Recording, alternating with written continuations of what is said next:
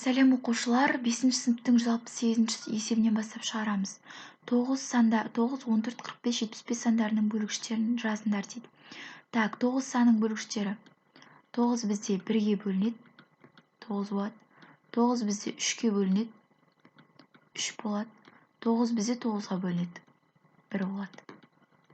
Келесі 14 санның бөлгіштері.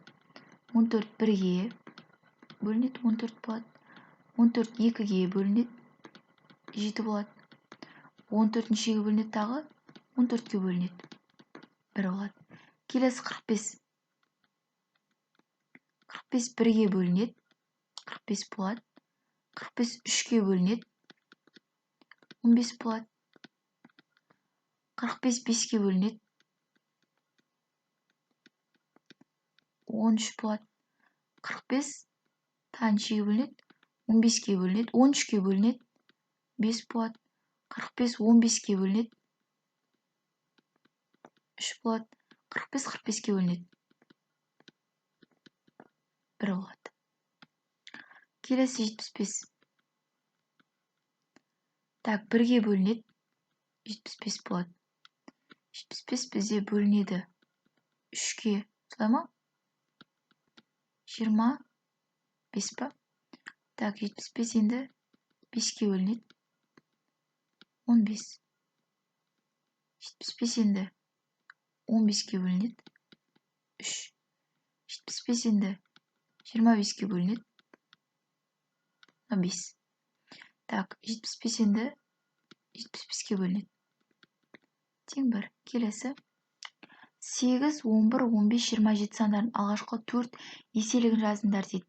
Так, 8 және де 8 санкін жазайық. 8-ді 1-ге көбейтем. 8. 8-ді 2-ге көбейтем. 16. 8-ді 3-ге көбейтем. 24. 8 4-ге көбейтем. 32. Келесі 11. 11 көбейту 1. 11. 11 көбейту 2. 22. 11 көбейту 3. 33. 11 көбейту 4. 44. Так, болды. Келесі 15. 15 көбейту 1. 15. 15 көбейту 2. 30. 15 көбейту 3. 45. 15 көбейту 4. 60. Келесі 27 көбейту 1. 27. 27 көбейту 2. 54. 27 көбейту 3. Тең болады 81. 27 көбейту 4. Тең болады 108. Солай кете береді. Так, 5, 9, 15, 21, 24, 50 және 60 сандарынан 120-ның бөлгіштерін теріп алыңдар. Яғни 120-ға мына сандарының қайсысы бөлінеді? 5 бөлінеді, одан кейін 15 бөлінеді, 24 бөлінеді және 60 бөлінеді. Енді 45, 50, 70, 75, 90, 100 және 25 сандарының 25-тің еселіктерін теріп алыңдар. 25-тің еселіктері, яғни керісінше мына сандардың қайсысы 25-ке бөлінеді дейді. Бұл жерде 50 бөлінеді 25-ке, 75 бөлінеді 25-ке, 100 бөлінеді және 125 бөлінеді. Келесі. Бірі екіншісіне бөлгіш болатын сандар теріп жаз. 5 және 45. 45 5-ке бөлінеді. Келесі 16 көбейту 80. 16 және 80. 80 16-ға бөлінеді. 17 және 21. 4 және 64. 12 және 60. Тағы бізде қандай сан бар? 23 және 115. Келесі. Так, сатушы 45 түп қалампыр гүлін әкелді. Ол әрбір гүл шоғында гүлдер санын бірдей етіп, неше тәсілмен гүл шоқтарларын даярлай алады дейді. 45-45-ті 1-ге бөлсек, 45-тен келеді. 45 2-ге бөлінбейді.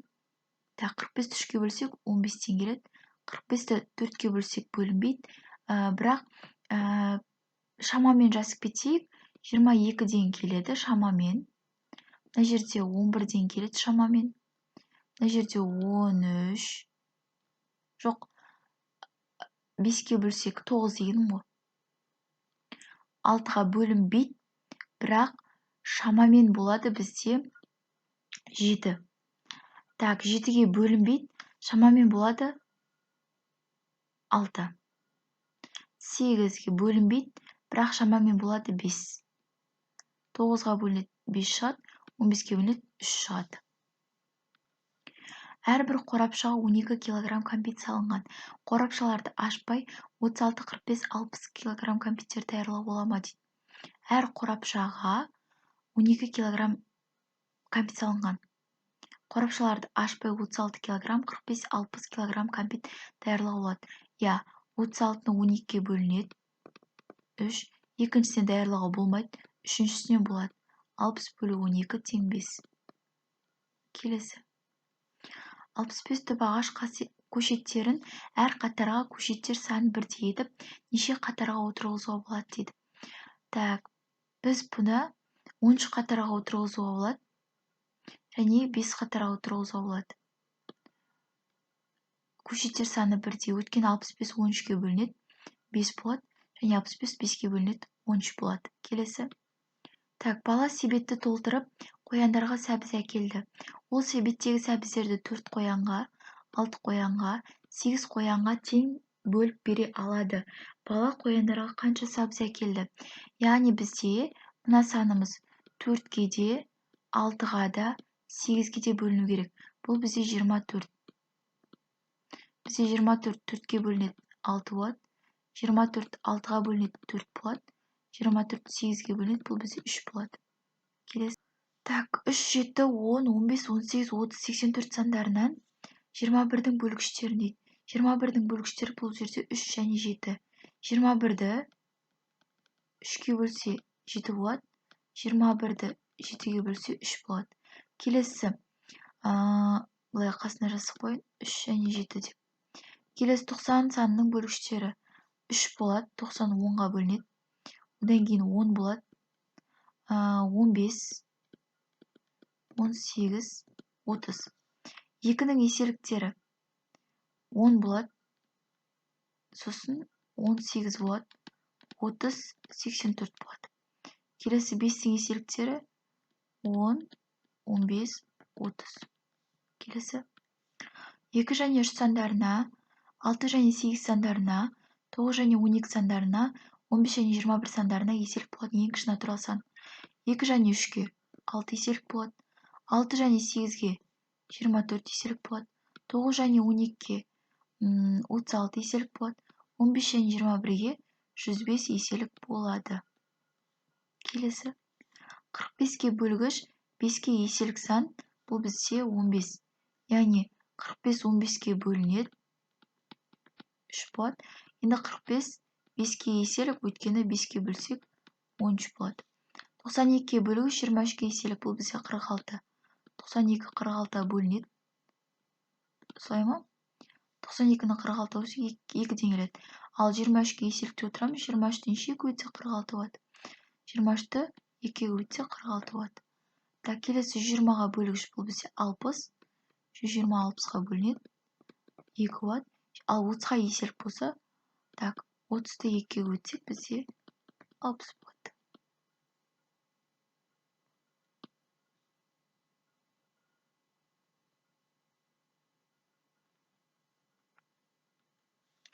Шарлар тізбесін дайындау үшін 30 қызыл шар, 18 көк шар және 12 сары шар сатып алынды. Шарлар тізбелеріндегі бір түсті шарлар санын бірдей етіп, неше тізбе дайындауға болады? Әрбір тізбеде неше қызыл шар, неше көк шар, неше сары шар бар кесен толтырыңдар дейді. Так, тізбелер саны 30-ға да, 18-ге де, 12-ге де бөлінетін сан болу керек. Бұл бізде 2 және 3 және 6 деген сандар.